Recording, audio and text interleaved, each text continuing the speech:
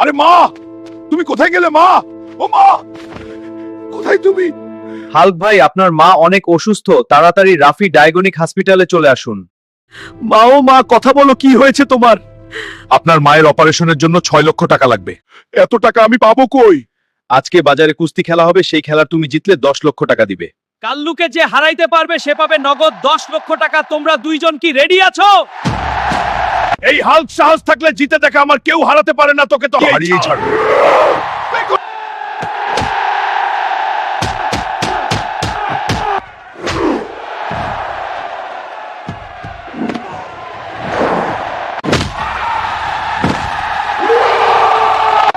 আজকের বিজয়ী হয়েছে হাল্ক এবং 10 লক্ষ টাকা জিতে নিল।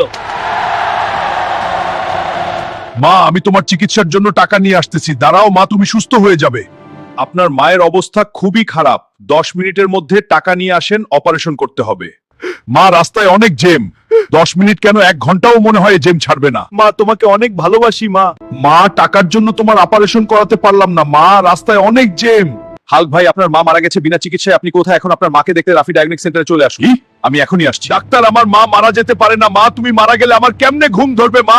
তুমি কোথায় গেলে মা? মা, যারা রাফি খন্দকার ভাইয়ের চ্যানেলটি সাবস্ক্রাইব করেন নাই, এখনই সাবস্ক্রাইব করে একটা লাইক দিয়ে রাখুন।